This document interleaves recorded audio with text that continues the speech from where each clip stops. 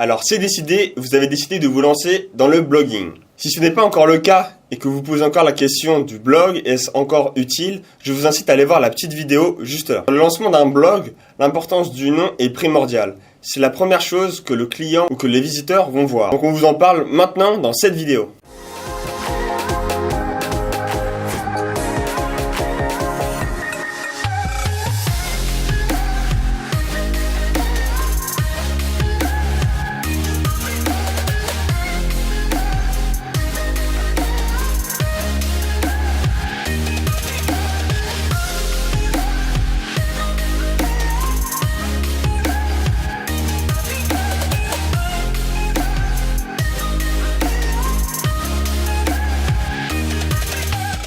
Bienvenue à tous. Bienvenue à tous. Aujourd'hui, Au sein de ce défi. on le rappelle, ce défi, c'est gagner 3000 € par mois en automatique à la fin de l'année. Et pour cela, on va utiliser les 4 piliers Internet, immobilier, développement personnel et Bourse.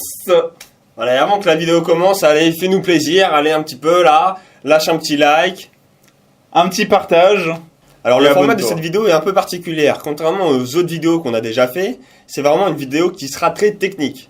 C'est-à-dire, vous aurez votre coach personnel Julien, que vous verrez à l'écran, et il y aura une capture d'écran de toutes les manipulations qu'il sera à faire. De plus, cette vidéo fait partie d'une série qui sera composée de 4 vidéos durant ce mois, que vous retrouverez dans la partie playlist blog de notre chaîne. Maintenant, je laisse la parole à Julien, le coach en ligne de l'année. 6 règles pour son nom de domaine. Donc là, ces règles sont les suivantes. Tout d'abord, c'est la composition. Un nom de domaine n'est pas la version que vous voyez sur votre site internet. On va le voir juste à l'instant. Le brainstorming pour réaliser son nom. Les 3 règles d'or à respecter. Vérification. Les extensions et un petit bonus pour finir. On va voir tout ça maintenant. Donc la composition. Un nom de domaine, c'est uniquement la partie que vous pouvez voir ici, qui est composée de Google. Ça, c'est un nom de domaine. Ce n'est pas l'ensemble de l'adresse que vous pouvez voir sur votre navigateur.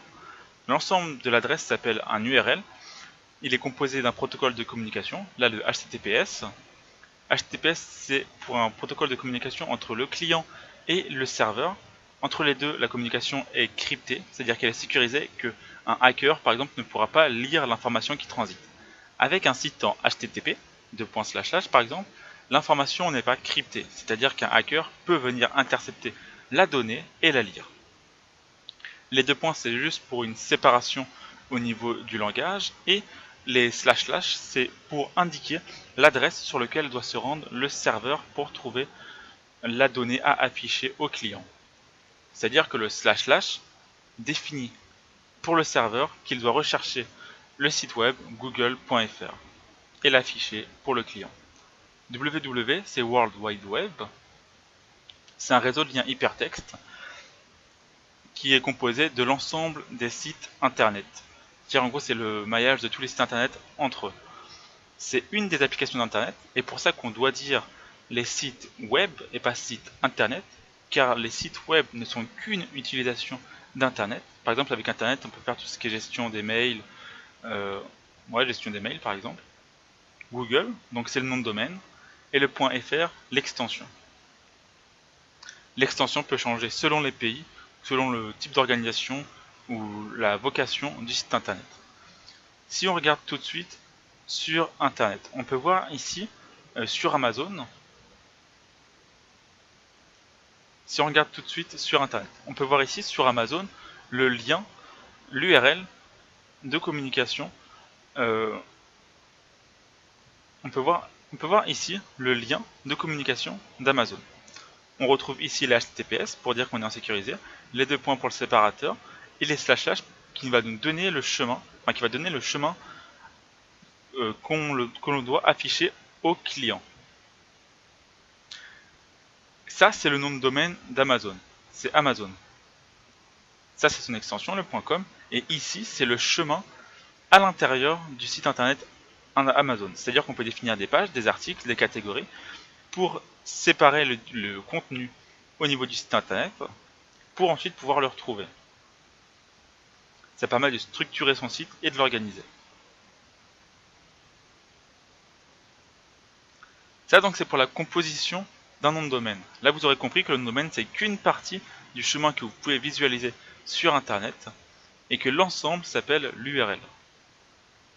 Règle numéro 2 pour avoir un bon nom de domaine, c'est le brainstorming, c'est-à-dire poser toutes vos idées par écrit pour pouvoir tirer une idée de nom de domaine. Une idée qui devra être court, simple et explicite.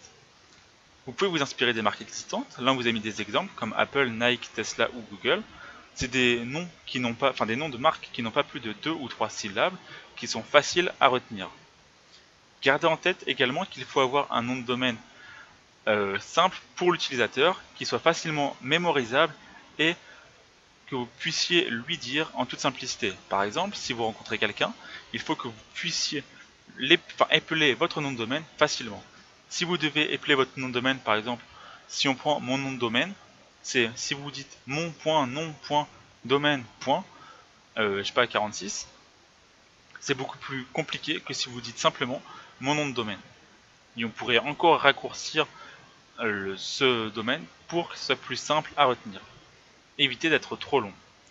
Soyez explicite également en rapport avec le sujet de votre marque. Par exemple, si vous faites un site internet sur des voitures, n'ayez pas dans votre nom de domaine quelque chose qui fait rapport aux lunettes par exemple. N'ayez pas lunettes 46. Et quelque chose qui soit en cohérence avec votre marché. Également quelque chose à éviter, c'est les doubles sens. Je vais vous montrer juste maintenant quelques sites internet qui peuvent porter à confusion. Par exemple, le site internet Penisland. C'est un site de stylo, mais quand on prononce l'URL, je vous laisse deviner à quoi on peut penser. Un autre URL qui peut porter à confusion, c'est le site WordPresent. Et d'ailleurs, vous voyez rien que comment je le prononce, alors que c'est Who Represent. Mais on pourrait facilement comprendre WordPresent. Le mot putain pour Word. Désolé pour mon accent magnifique. WordPresent. Donc le double sens. Ou encore un autre qui est Kid Sex Change.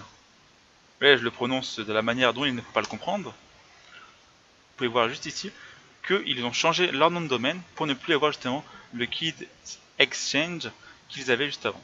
Pensez également à la vocation de votre marque. Si vous voulez avoir une marque et l'exporter à l'international, il faudra qu'elle puisse s'adapter à son marché. Par exemple, si on prend la marque Grocon,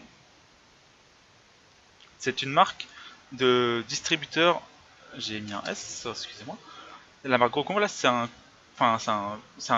une entreprise de BTP australienne et qui aura certainement du mal à s'exporter en France, simplement vis-à-vis de la connotation de son nom de marque. Le Grocon en France, on sait tous ce que ça veut dire. Une autre marque, par exemple, ça va être Zizi, marque toute bête, mais c'est une marque de restaurant en Angleterre. C'est une chaîne de restaurants et on peut voir que si elle s'exporte en France, elle aura également une connotation loin de son but initial. Ça, ce qu'on veut vous faire passer par là, c'est vous faire comprendre qu'il faut faire bien attention à son nom de domaine, qu'il faut prendre son temps pour le choisir au début, pour ne pas avoir d'erreur par la suite. Et ne pas devoir en changer suite à un malentendu, parce qu'on n'a pas passé assez de temps à le choisir. Maintenant, vous avez votre nom de domaine, vous avez fait votre brainstorming, vous avez posé beaucoup d'idées. On va vérifier que votre nom de domaine est disponible. Pour ça, on va utiliser un outil qui s'appelle NameCheck, sur lequel justement vous allez pouvoir voir si votre nom de domaine est disponible. Alors nous justement, pour l'occasion, on va créer un nom de domaine spécialement pour les formations, c'est-à-dire pour les vidéos qu'on va vous réaliser sur le montage de blog. Donc on a déjà fait nos petites recherches avant, et on va faire je ne sais pas faire, tout simplement. Et là, on peut voir que toutes les extensions sont disponibles. La particularité de l'outil qui est très pratique, et pour ça qu'on l'utilise, c'est qu'on peut voir sur les réseaux sociaux si le nom est disponible. Par exemple, là on voit que Facebook est disponible, YouTube également, Instagram aussi. Là pour Twitter, le seul problème c'est que le nom est trop long. Donc nous, ce qu'on s'est dit qu'on pourra faire, c'est juste mettre un C à la place de C, c'est-à-dire la lettre C, plutôt que pour pouvoir le mettre sur Twitter. Le deuxième point que vous pouvez vérifier, c'est pareil, si vous avez une politique de développement au niveau de votre marque, vous pouvez vérifier sur l'INPI si le nom que vous voulez utiliser est disponible.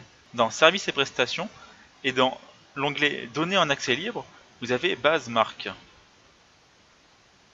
Là voilà, vous allez avoir accès à la base de l'INPI. L'INPI, c'est l'Institut national de la propriété industrielle. Ça référence toutes les marques au niveau français qui existent. Donc si là on peut accéder à leur base de données, c'est gratuit, c'est un site de l'État. On peut taper du coup le site de notre marque. Par exemple là, dans notre cas, c'est je ne sais pas faire. Pas faire. Et rechercher. Et là, vous voyez tout simplement, il nous indique qu'il n'y a pas de marque en France ayant ce terme. Donc ça, comme ils nous disent juste ici, c'est la première étape. Si on veut déposer une marque, on peut faire une étude plus sérieuse auprès de l'INPI. Eux, ils vont faire une recherche avancée sur les différentes entreprises qui existent pour s'assurer que votre marque n'existe pas. Troisième point que vous pouvez vérifier pour toujours plus de sécurité, c'est au niveau de l'AFNIC. L'AFNIC, c'est l'organisme français qui gère les extensions en .fr. Et là, on fait je ne sais pas faire, j'ai oublié le E. On fait rechercher. Et on peut voir que le nom de domaine je ne sais pas faire est disponible à l'enregistrement. Là, je vais également vous montrer quelque chose qui est très intéressant sur ce site, c'est qu'on peut voir les informations de la personne ayant pris un nom de domaine. Par exemple, là, si on tape amazon.fr, on peut voir qu'il a été déposé, que le site n'est pas utilisé, et on peut voir où il a été déposé, etc. Voilà, donc on voit la titulaire Amazon Europe, et on peut voir toutes les informations en fait sur la personne ayant contracté cette adresse mail. Cette information est très importante, parce qu'on va y revenir tout à l'heure quand on va choisir un nom de domaine. Voilà, donc maintenant on a vérifié notre marque auprès d'une namecheck de l'INPI et de l'AFNIC. On sait que notre nom de domaine est disponible. Maintenant va venir le temps des extensions. Alors les extensions, il en existe plein. Vous avez le .fr, le .com, le .org, .net, .gouv, etc. Le .gouv, ça va être uniquement pour les sites gouvernementaux. .uk, ça va être pour tout ce qui est United Kingdom, pour l'Angleterre donc. .org, c'est pour tout ce qui est organisation. .com pour tout ce qui va être commercial, comme commercial. Et le .fr pour toutes les plateformes françaises. Alors une information, si jamais ça vous intéresse. Donc le .fr, on a vu qu'il était géré par l'AFNIP. Le .org, il est géré par, bon, je regarde mes notes, le Public Interest Registry. Là, c'est PIR, Public Interest Registry, qui administre l'ensemble des extensions en .org. Et le .com, il est géré par Verisign. C'est une entreprise américaine justement qui gère tous les domaines en .org. En .com, pardon. Donc voilà pour les extensions. Maintenant, quelles extensions vous devez prendre pour votre site internet? Ce qu'on vous recommande, c'est de prendre les extensions en .fr, .com et .org obligatoirement. Pourquoi? Tout simplement parce que si vous voulez monter une marque, vous allez avoir des concurrents. Ces concurrents, si vous leur passez devant et qu'ils s'aperçoivent que vous n'avez pas pris par exemple l'extension en .com et .org et uniquement la .fr, ils pourront prendre ces extensions avec votre nom de domaine. Par exemple, si on se réfère à notre exemple, c'est je ne sais pas faire .fr, c'est la seule extension qu'on a pris. Ils pourront prendre je ne sais pas faire .com et .org pour faire baisser votre site dans les référencements. On va voir ça concrètement comment ça se passe. Par exemple, quand je vais sur internet, on va taper ça. L'utilisateur va taper ça, je ne sais pas faire. Qu'est-ce qu'il veut trouver? On a oublié le E. Qu'est-ce qu'il veut trouver en tapant je ne sais pas faire? Il veut trouver votre site. Si vous avez l'extension en .fr et que vous êtes le seul sur ce nom de domaine là avec ces mots clés là, le moteur de recherche va vous trouver directement. Seulement si votre concurrent réalise également je ne sais pas faire .com et .org, ces sites vont également apparaître dans les résultats de recherche de votre moteur de recherche. Ici le moteur de recherche c'est Google. Ce qui fait que l'utilisateur ne sera pas forcément obligé de taper sur votre site, il pourra taper sur celui de votre concurrent. Tout ça en ayant... Enfin, et le pire dans tout ça, c'est que votre concurrent, en fait, il va bénéficier de la notoriété que vous avez eu justement en montant votre site, etc. Simplement en récupérant votre nom de domaine en .com. Donc vous comprenez que c'est quelque chose qui ne va pas vous coûter très cher. Ça va vous donner quelques euros en plus pour sécuriser la concurrence au niveau de votre site internet. Donc pour ça, prenez le .fr, .com, .org. Comme ça, dans les résultats de recherche, quand l'utilisateur tapera je ne sais pas faire, il tombera uniquement sur votre site. Parce que l'utilisateur ne tape pas je ne sais pas faire .fr par exemple, ou .com. Il va taper je ne sais pas faire. Il ne va pas taper l'extension pour aller directement sur votre site. Donc les 3 extensions obligatoirement à prendre. Et la règle numéro 6, le petit bonus, c'est une citation de Léo Burnett. C'est fait quelque chose de simple, de mémorisable, d'agréable à regarder et d'amusant à lire. Voilà, juste pour le petite chose. Maintenant, on va passer justement dans la phase réalisation. On va aller sur OVH pour prendre notre nom de domaine. Donc tout simplement sur OVH, on va aller dans la partie web hosting et on va aller sélectionner notre nom de domaine. Donc maintenant, on est sur le site OVH. On va aller dans la partie web hosting, nom de domaine. Là, on va taper justement l'URL que l'on veut sélectionner. Là, nous, c'est je ne sais pas faire.fr. Il va ensuite, après, nous proposer justement les .com, .fr. Là, on va faire juste commander. Et là, on va sélectionner les 2 autres qu'on veut. Enfin, que l'on veut prendre également. Donc, on a dit le .fr, le .com et le .org. Donc, le .org juste ici. Voilà, donc continuer. Donc là, on a pris notre nom de domaine avec les 3 extensions. Ensuite, il vous propose différentes propositions. Là, c'est différentes offres pour votre structure. Si vous commencez et vous n'avez pas une grosse entreprise, enfin, si vous commencez et vous êtes seul, ou à 2 ou à 3, prenez la première offre, il n'y a pas de souci. Le DNS Anycast, c'est pour optimiser, pour faire une copie de votre site sur différents serveurs. C'est-à-dire que lorsque le client va taper votre URL, il va faire une demande auprès d'un serveur. Plus le serveur est près de lui, plus la recherche est rapide. Le fait de mettre un DNS, ça fait que, le fait de prendre cette option, en fait, il va faire comme il vous dit en fait juste ici. Vos enregistrements répliqués sur 19 serveurs DNS à travers le monde. Ce qui fait qu'il va faire des copies de votre site sur différents serveurs. Comme ça, par exemple, si une personne se connecte aux États-Unis, par exemple, il ne va pas charger depuis le serveur français d'OVH, mais depuis un serveur situé aux États-Unis. Et donc, il va charger beaucoup plus rapidement. Ça, c'est une option que vous pouvez prendre. Justement, c'est pour la rapidité et la qualité du service au niveau de l'utilisateur. Je vous la conseille pas spécialement pour le début si vous commencez, parce que je pense qu'il y aura au moins une bonne année de, c'est pas très cher, vous me direz.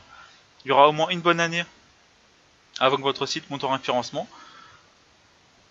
Si vous publiez régulièrement ou si vous publiez vraiment beaucoup, ça peut être beaucoup plus rapide, mais au moins une bonne année pour être bien référencé, que vous vous familiarisez avec l'utilisation de WordPress. Donc pas spécialement besoin de la prendre pour le moment. Là, c'est 2 options gratuites. Et ça, si vous vous rappelez bien, on en a parlé tout à l'heure. Le WHOIS, c'est la base de données de la FNIP. C'est-à-dire, si vous vous rappelez, c'est l'organisation qui gère les extensions en .fr. En fait, il référence tous les sites qui ont l'extension .fr. Et on peut voir les données de l'utilisateur. Comme on a vu juste avant avec Amazon, le fait de prendre cette option va cacher les données que l'on verra sur ce site. Et la deuxième option, c'est pour protéger votre nom de domaine du cache poisoning. Donc là, maintenant, on a caché les 2 options. Ces options, de toute façon, c'est gratuit, donc ça vous coûtera rien. Mais au moins, vous avez compris à quoi elles vous servent. Enfin, j'espère que vous avez compris. Voilà, donc là, il traite notre demande. Et là, voilà, on arrive sur la partie hébergement. Donc cette partie-là, on va la détailler plus dans une deuxième vidéo. Là, on voulait vraiment que vous compreniez bien qu'est-ce que c'était un nom de domaine, comment bien le choisir, et comment justement bien ne pas faire de bêtises sur la sélection de votre nom de domaine. Et on va voir justement quelle option choisir dans la vidéo suivante. Merci à vous. J'espère que vous avez aimé cette vidéo. On a vu la composition du nom de domaine, comme quoi c'était un URL qui déterminait le chemin de son site avec à l'intérieur un nom de domaine. On a vu comment se créer un nom de domaine en faisant un brainstorming et en notant toutes ses idées et ensuite créer son nom de domaine. On a vu les 3 règles d'or pour un bon nom de domaine, c'est-à-dire court, simple et explicite. Ne pas faire trop compliqué. On a vu comment vérifier son nom de domaine et s'assurer qu'il ne soit pas déjà pris. Vérifier également qu'il soit disponible avec les réseaux sociaux, avec Namecheck, avec l'INPI pour son nom de marque et avec l'AFNIP pour les extensions en .fr. D'ailleurs, les extensions qui étaient la 5e règle de obligatoirement prendre le .fr, le .com et le .org pour avoir un site de qualité professionnelle et ne pas avoir affaire à la concurrence dans le futur. Et le 6e règle, qui n'est pas vraiment une règle, mais qui est plutôt une citation et un conseil de la part de Léo Burnett. Merci à vous, on espère que ça vous a plu. À la prochaine vidéo. Et comme toujours, n'oubliez pas de liker, De partager, car l'union fait la force.